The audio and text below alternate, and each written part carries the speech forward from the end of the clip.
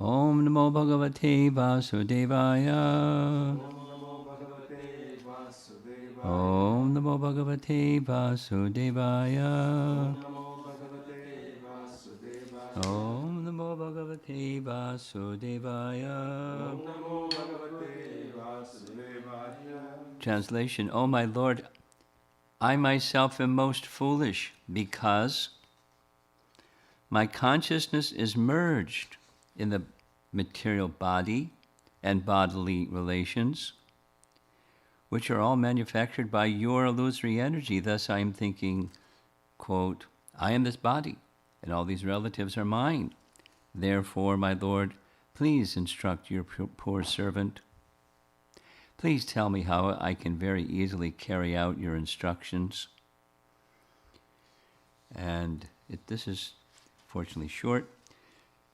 Vishwanath Chakravarti Thakur's commentary, summarized by Bhaktisiddhanta, quote, my mind is absorbed in mundane conceptions because I'm attached to my body, wife, and children, which are created by Maya. The material body is just like a blind well. Therefore, it is my first duty to protect myself from that well. Then, the knowledge that will be gained by following the Lord's instructions will automatically follow, unquote.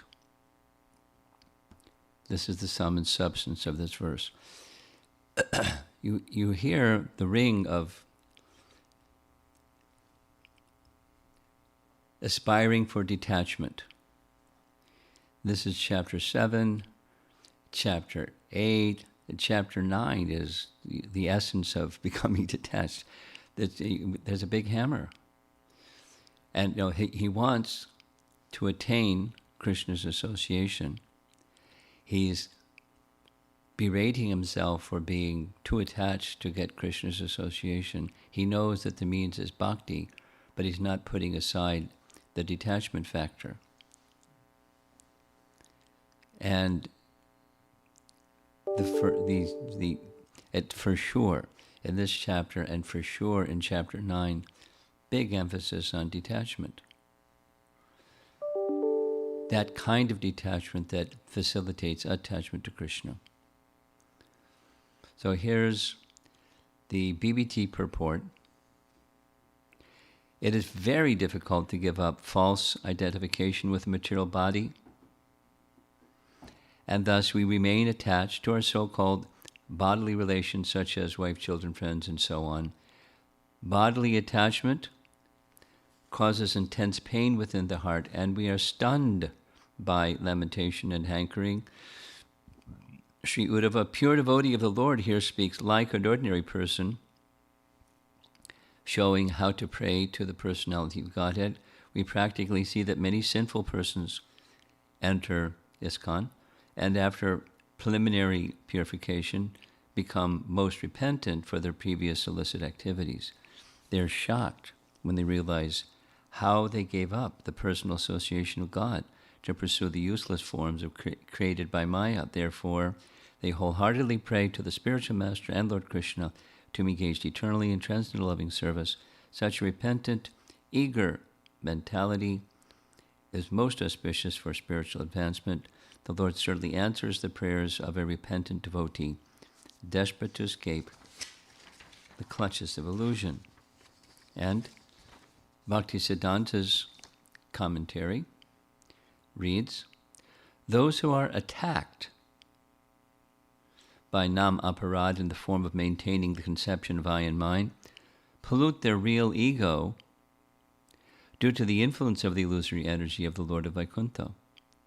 At that time they display no power to follow the instructions of the Supreme Lord because, due to lack of surrender, the living entities become bewildered by false ego. 2, the influence of false ego, the living entities become averse to the Supreme Lord and are then bound by the ropes of Maya. Sounds familiar, right? On that platform, the constitutional position of living entities becomes covered. In other words, their inclination towards the Lord's service slows down considerably. That is why Uddhava is praying to Krishna to remain situated in the service propensity without deviation. Very nice. This is, for some reason or other, it was skipped, but it's it's conveying an essential portion of this early chapter 7. Vishwanath, short, I am absorbed in material enjoyment because I'm deeply involved with sons and wife related to my body created by your Maya. Identify with the blind well of the body. Teach me how to give up that absorption and deliver me. Teach me the first actions. And then teach about jnana. It kind of sounds like our Vaishnava songs, our acharyas writing, like Bhaktivinoda Thakur and Sharanagati Dainya, or vice versa. His Dainya songs sound very much like Uddhava's prayers, this mood. Here's the nice graphic. The Lord certainly answers the prayers of a repentant devotee, desperate to escape the clutches of illusion. And it looks like there's reason why to be desperate. It looks pretty bad. Not comfortable situation. And the Lord answers such a sincere prayer. So now we're going forward to text 19 and 20. Now there's quite a bit here. So put on your seatbelt, I'm going to read fast. The Supreme Lord replied, generally, those human beings who can expertly analyze the actual situation of the material world are able to raise themselves beyond the inauspicious life of gross material gratification.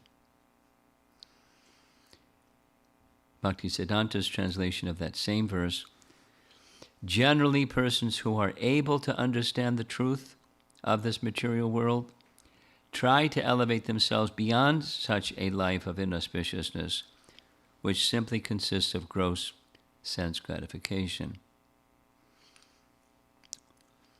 And Bhaktisiddhanta's gloss of Vishwanath Chakravarti Thakur's commentary. Lord Sri Krishna replied to Uddhava, you are thinking yourself to be a fool, but I do not find a wise man like you among all learned persons. It is seen in this world that some people who are inferior to you attain spiritual knowledge on the strength of their own intelligence, even without accepting instructions from their spiritual master. But you are the crest jewel among all wise men. You know the spiritual science instructed by me. Often, many experienced people who are aware of the consequences of auspicious and inauspicious activities cannot deliver themselves from the inauspicious desire of material enjoyment. It's making reference again to the first 7 verses where Shubha and Ashubha, or Pravriti and Nivriti, or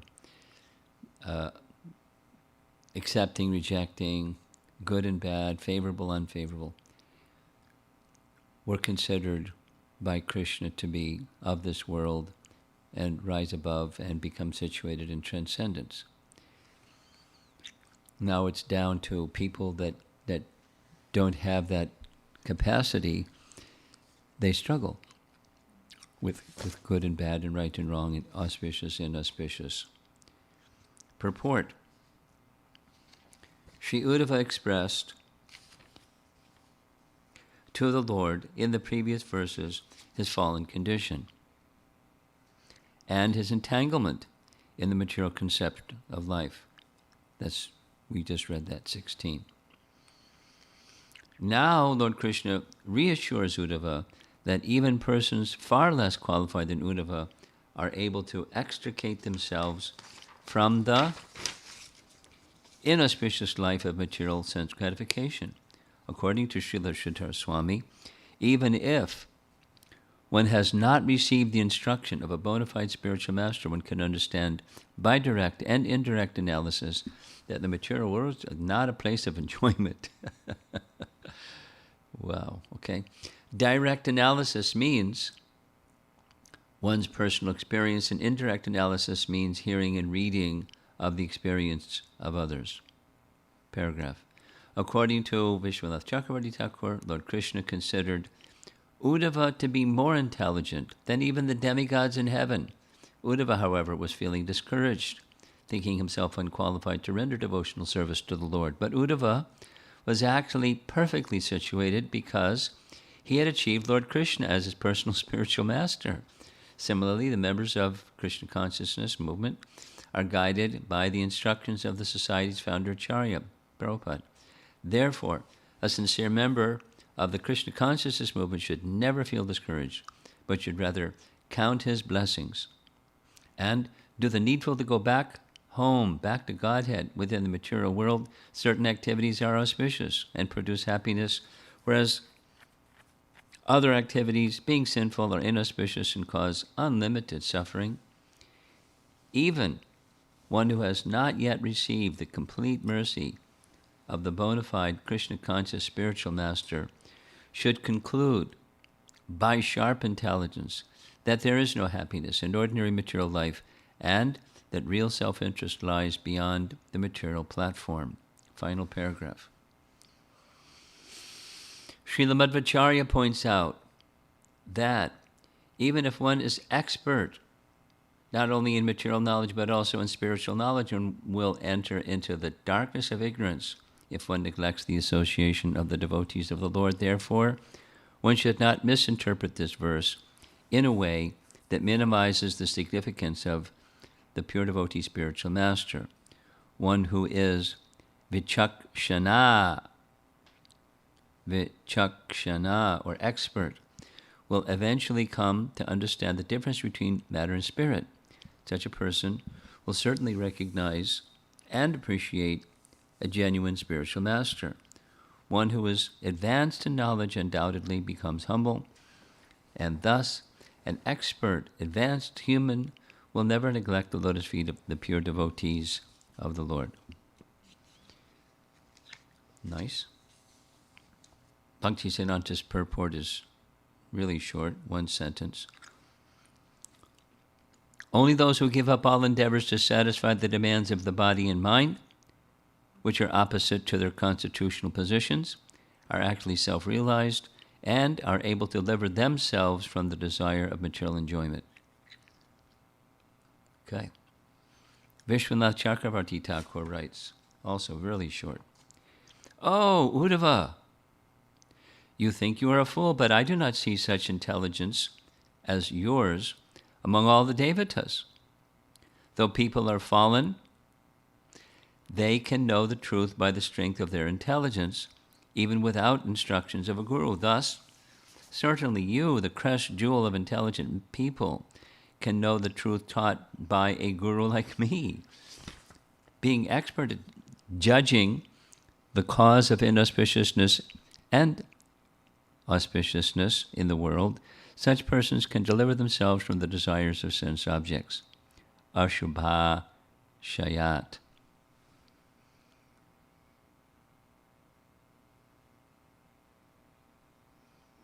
Okay. That was text 19. And now comes text 20. Krishna continues, "An intelligent person, expert in perceiving the world around him and in applying sound logic, can achieve real benefit through his own intelligence. Thus, sometimes one acts as one's own instructing spiritual master." Whoa.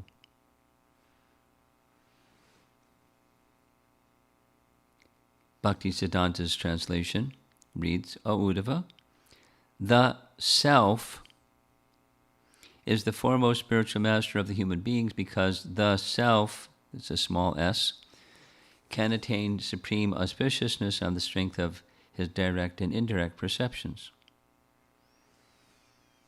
Vishwanath writes, briefly, one sentence, a person can sometimes achieve the highest auspiciousness directly and sometimes through indirect perception.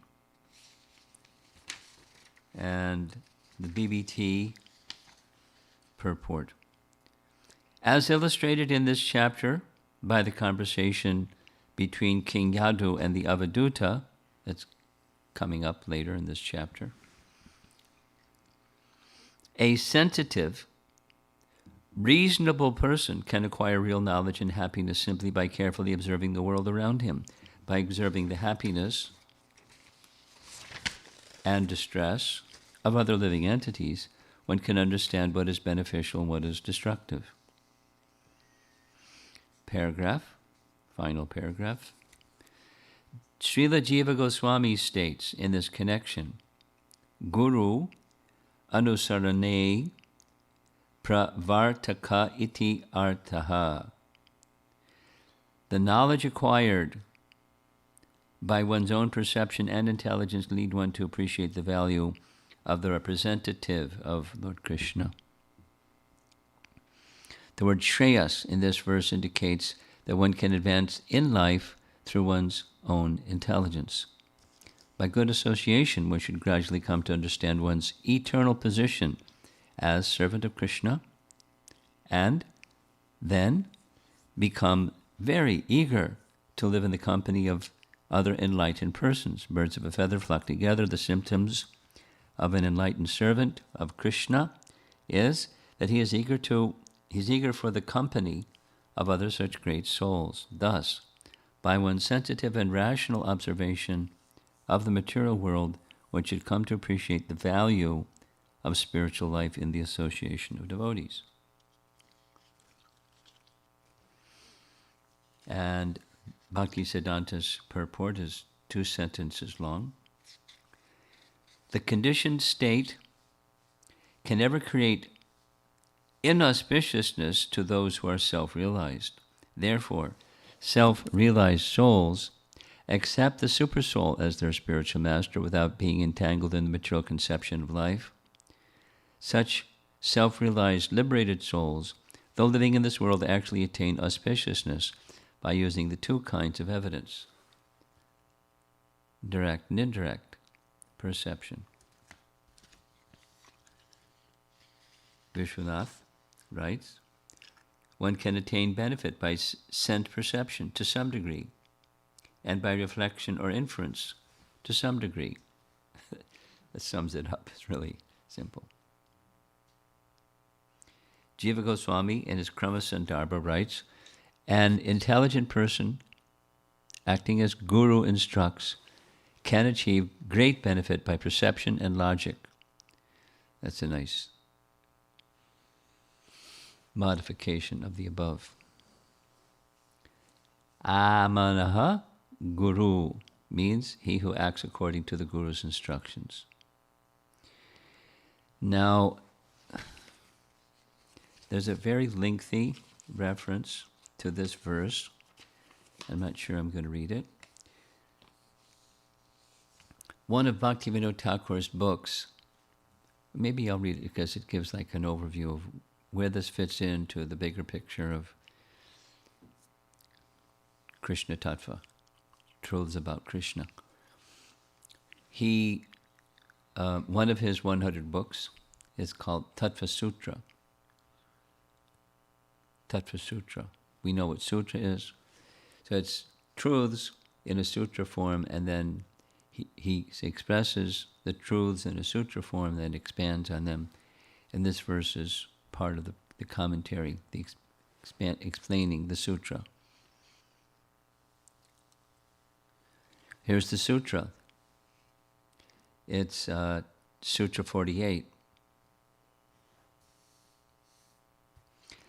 Direct perception and logical inference, pratyaksha and anuman, both confirm that devotional service is the highest truth. For devotional service is filled with transcendental knowledge and is the resting place of all truth. Bhaktivinoda writes the commentary to that. Someone may ask, is this the concluding chapter of your book,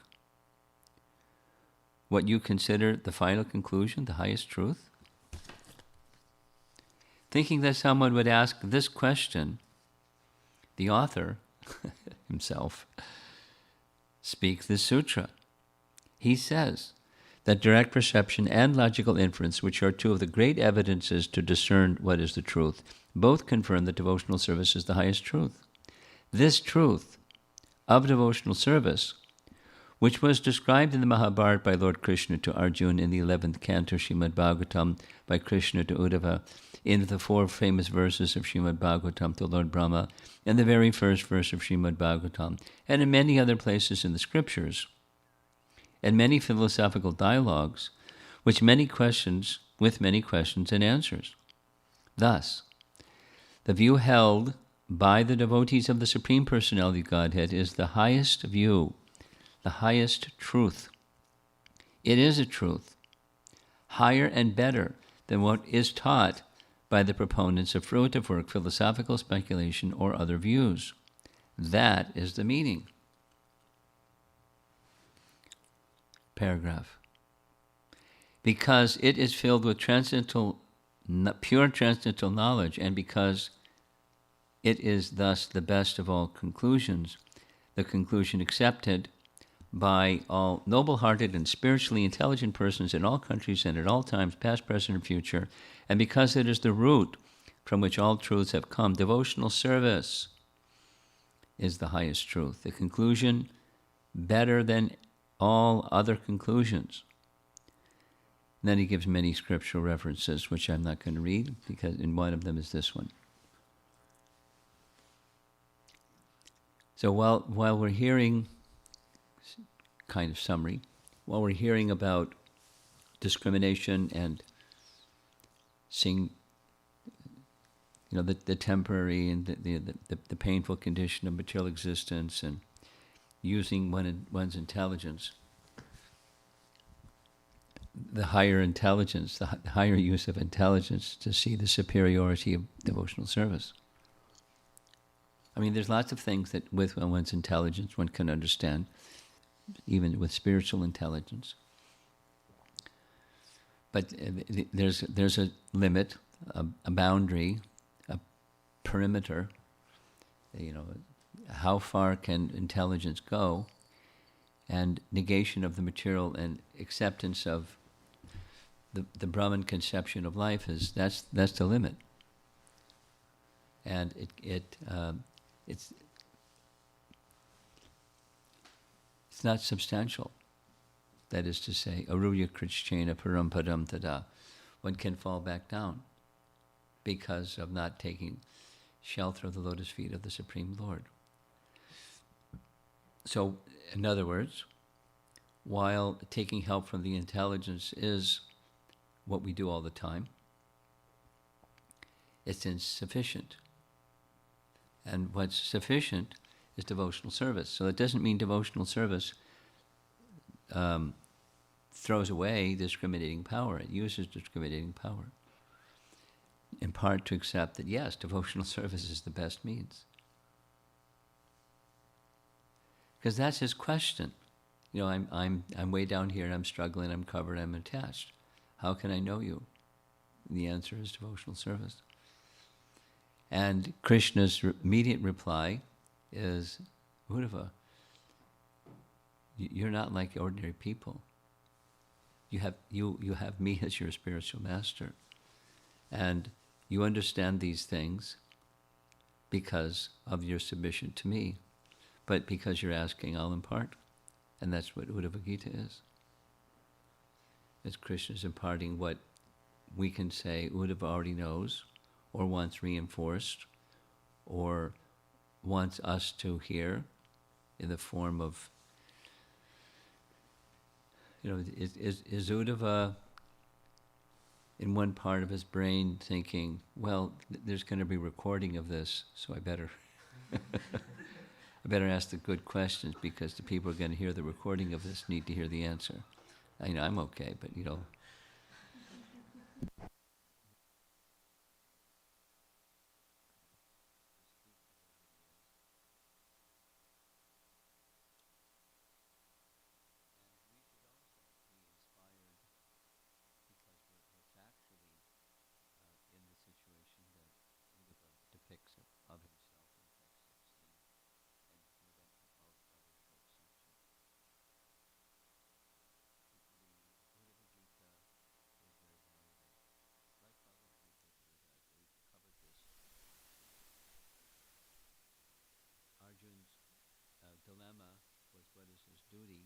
in a very difficult situation. And Uddhava's dilemma is how to know Krishna in a situation where I'm attached. Raj, the mic. Yeah, now it's good. Okay. How do I make my Krishna connection strong when I'm very attached to the temporary? Both are relevant questions, relevant to us, like what's our duty and how do we know Krishna when we're attached? And knowing Krishna is blocked. Knowing the self is blocked. So what to do? So we're told taking help from intelligence, but that higher intelligence is the process of bhakti can carry you all the way, not just the detachment part, but to Krishna part. Bhakti process. And therefore, this is, while there's divisions in Bhagavad Gita and there's divisions within Uddhava Gita, the essence is bhakti, with different divisions, depending upon one's situation, and so on. Okay. Oh, I want to do this. Let's hope it works. We have a couple of images from texts. There was 19. There's 19. Okay. Srila Madhvacharya points out that even if one is expert, not only in material knowledge, but also in spiritual knowledge, one will enter the darkness of ignorance if one neglects the association of devotees of the Lord. Therefore, one should not misinterpret this verse in a way that minimizes the significance of the pure devotee spiritual master. And, I guess the emphasis here is the person in that bullock cart is holding up a painting of Prabhupada while they're distributing prasadam and having nice sankirtan and, festivities. Let us not forget. And the significance of all of this is going on, these ISKCON devotees, it's going on by the mercy of Prabhupada. So now let's see what happens next. One who is advanced in knowledge undoubtedly becomes humble, and thus an expert, advanced human will never neglect the lotus feet of the pure devotees of the Lord.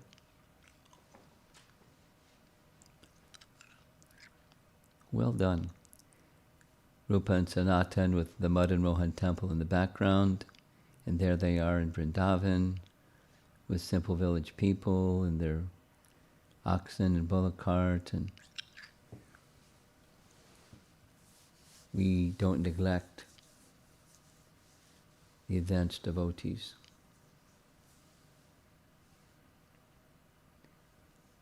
And text 20. Srila Jiva Goswami states in this connection, Guru anusmarane pravartaka iti arthaha. The knowledge acquired by one's own perception and intelligence leads one to appreciate the value of the representative of Lord Krishna. Okay. The symptom of an enlightened servant of Krishna is that he is eager for the company of other such great souls.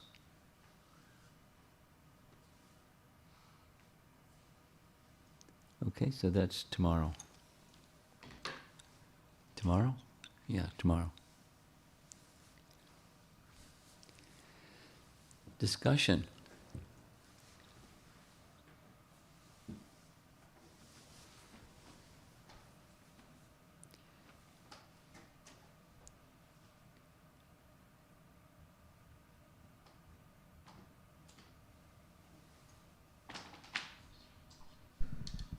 Maharaj, thank you for taking us through this journey here. Uh, we see in the evening classes all the wonderful things that are happening in Goloka, and it's so attractive. And the morning classes from Uddhava Gita, it reflects where we stand, and also a hope of that. You got it. At the same time, Maharaj, there's something that happens in the heart again and again when I'm asking myself that where do I stand? Where do I stand? Why am I not making progress? So I'm trying to understand, Maharaj, is it that because I'm lacking patience and this is a long journey, or is there something else that I need to introspect on so that I can feel satisfied that I am making progress?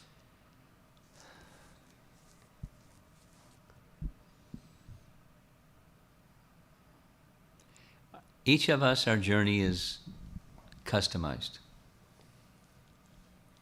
So what may feel to you like my journey is like this, another person may feel their journey is like that, and so then the experience of the journey is different, person by person. The essence is, as we just heard, is devotional service or the connection with Krishna.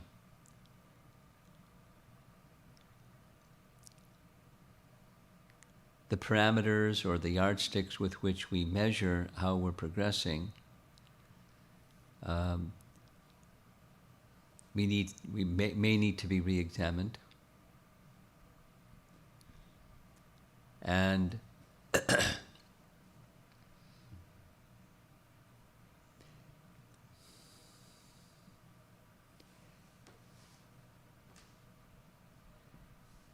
of course, there's the subjective part in any relationship, using the subject-object. Krishna is the object. So the essence of a relationship, of a loving relationship, is the object is important. Not, we're not nihilists. We don't say, I'm unimportant, or I'm a zero, and Krishna is a one. We're, part and parcel of Krishna. We're important to Krishna. But what's important in bhakti is Krishna's, that's the bhakti essence. So you may find yourself able to progress more by thinking more about the one than thinking about yourself. I was just listening this morning.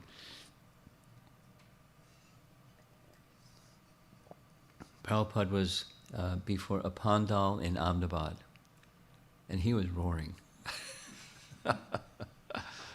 He was intense. And one of the things that he said that really struck, in his roaring mood, was going through the distinction between those who want to be God and those who want to be devotees of God. And then he was going through the names of our Jai Radha Madhava song. And his point was, when Krishna hears us calling Yasoda Nandana, and I was thinking that as we were singing the song this morning, Krishna's pleased. And knowing that Krishna is pleased, for the yardstick or the parameter, whatever, for advancement is contemplating Krishna is pleased. So you may need to, since you bring this up regularly, and it's fine that you bring it up regularly, move the dial a little bit to, is Krishna being pleased, and not am I making advancement? And that may take some time. Back to the subset of your question. Maybe it's just I need to be more patient. Well, changing the orientation from selfishness to Krishna is at the center. It will take some time because of all the reasons we just discussed and read. We're conditioned. We're heavily conditioned. So just keep pointing the compass towards north. And keep moving towards north. Krishna is to be pleased. And it doesn't mean, therefore, you become a zero. But the pleasure of Krishna is the happiness of the devotee. And that's progress. It fits in with what we've been reading or discussing in the evening. Why is it that the elder gopis were more happy seeing Krishna? Their contentment surpassed any other experience. And it's just because Krishna is pleased. He's pleased being with his devotees. And that's the spiritual position. It's not envious. They're not envious of the cowherd boys there with Krishna all day. We had to stay back here and They're happy to see Krishna happy. Krishna's happy to see them happy. So his happiness increases. But their happiness is to see Krishna happy. So we're not there. And so to turn the dial or move the compass heading north. Thank you, Maharaj. Did you receive that Sachinandan Swami New Year's resolution? He received it. You don't receive those little mail-out things? He kept using this, your North Star metaphor. You know, for you, for the new year, since you struggle with this, you know, the North Star is like, you know, a sankalpa or a goal that you set for yourself. So here that can be, read that, and when you read the North Star, maybe you consider, if it's your North Star for this year at least, is consider advancement in terms of, is Krishna being pleased? Not am I making advancement.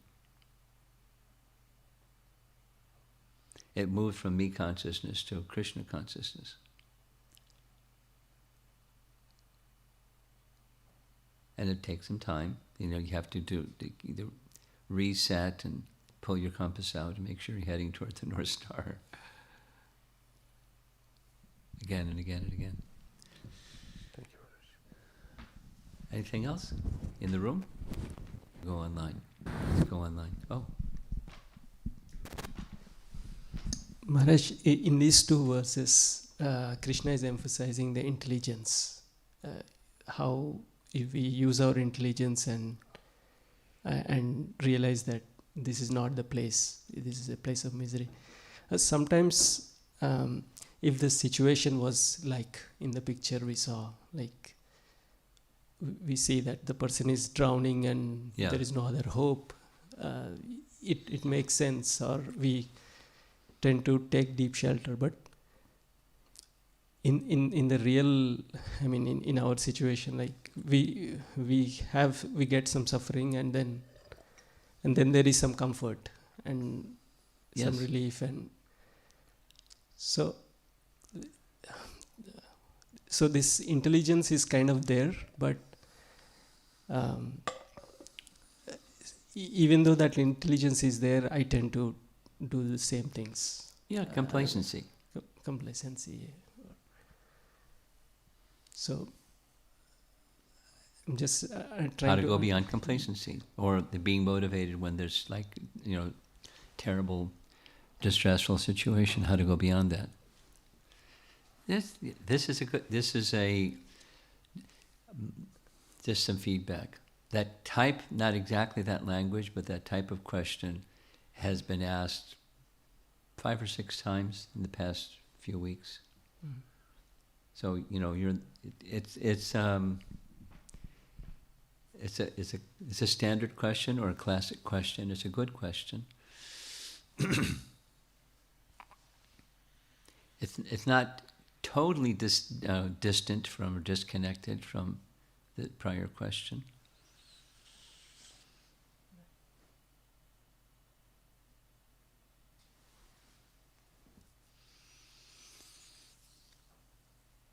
From Bhagavad Gita reference, something that's easy for me to understand is 4 types of pious people render devotional service unto me, and then when they get what they want, then they check out. Their submission slackens. That's Bhaktisiddhanta's language. Until again, there's one of those 4 things, and then there's submission again. So that's the intermittent, unsteady. And steady, it becomes possible when the purpose of being engaged in Krishna service is recalibrated, or you move from that impetus of those 4 things to another principle, and that other principle is the bhakti principle, simply that Krishna should be pleased. And that's maturing. Otherwise, the intermittent stage and the complacency when there isn't some difficulty. And the complacency can go for some time. Or it can be really short, and then comes another pain, another.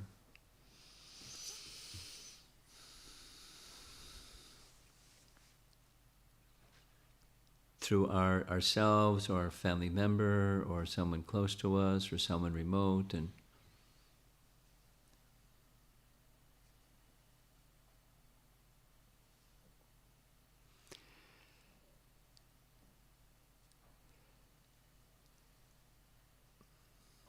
so what's an impetus that carry one out of complacency?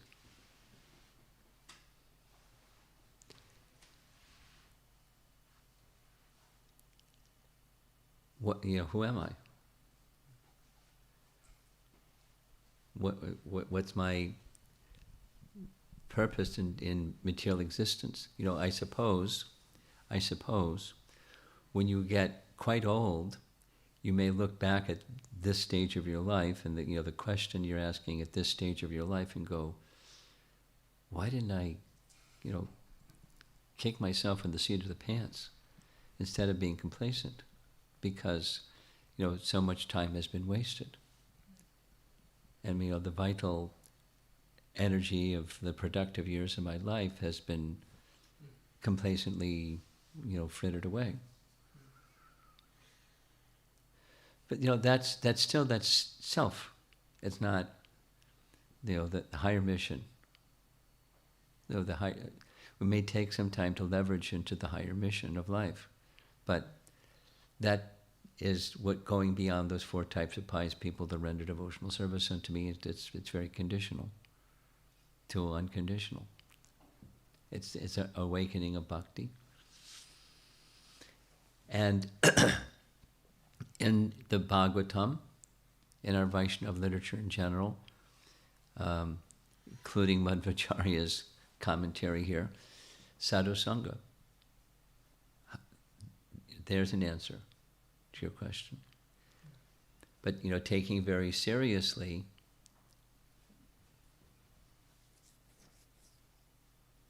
the question that you're raising and turning to sadhu sangha as the means to help you get unstuck or out of a loop that just keeps looping.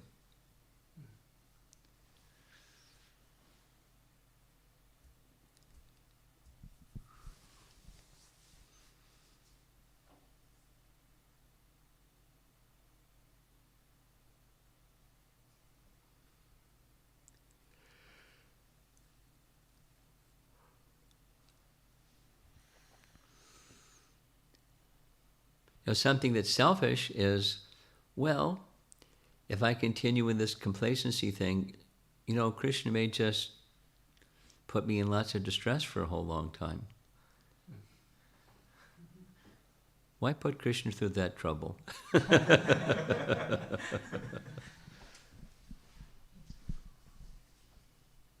But that's an option.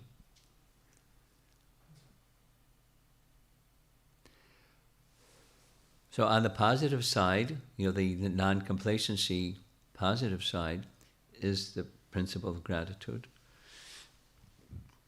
Not just when things are difficult, holding on to what you have that you can be grateful for, but moved by gratitude for all that's, whatever are the things, and make a gratitude journal. We talked about that.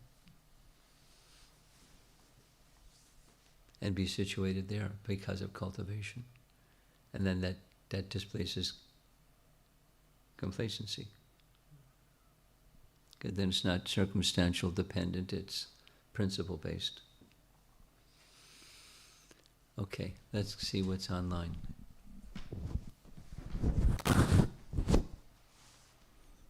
Question from Atulya Devidasi. What are some of the internal parameters to evaluate that I'm making advancement and pleasing Krishna? I thought we went through that. So let's go to the next question. Question from Girivara Dari Das Prabhu. Question is from yesterday's class. Our effort leads to ego. Effort leads to ego, not necessarily. How can we rise above? How can I build more faith in descending mercy than my efforts? Well, just aligning his question with what we just read, and with intelligence you can see my effort is insufficient.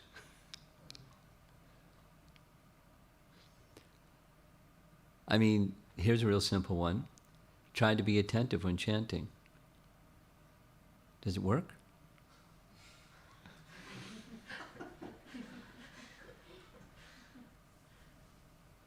And then try it the next day, and try it every day. Does it work?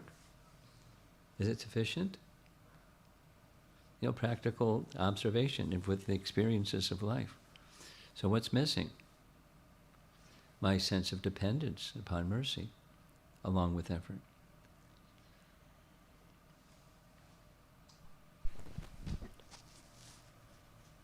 Question from Amara Devidasi.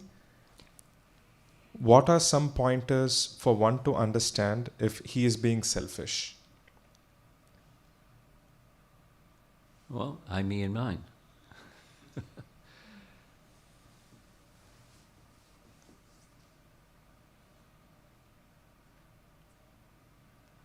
Or, the consideration of others is in the back seat, or not even in the car, and especially Krishna. Because others can be in connection to mine.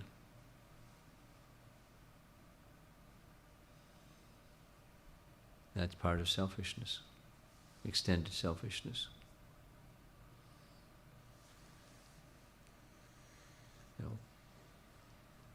Yena tena prakarana mana Krishna devesha. Your mind is always with Krishna. And if it's not, then that's proportionately selfish. Something else is going to be at the center. Follow-up question. How can we preserve the moments of realization of mercy in the seat of our consciousness forever? By becoming a pure devotee. Next. These how-to questions, gosh. Question from Radha Biswas. A little unrelated. In the Bible, which is God's word, there is this verse that says man has dominion on animals and so they can eat them. No, it doesn't say that. It says man has dominion over animals. It doesn't say and therefore they can eat them. So how is it possible that Jesus/God can say that you can He eat didn't. meat? Excuse me for being so abrupt. That's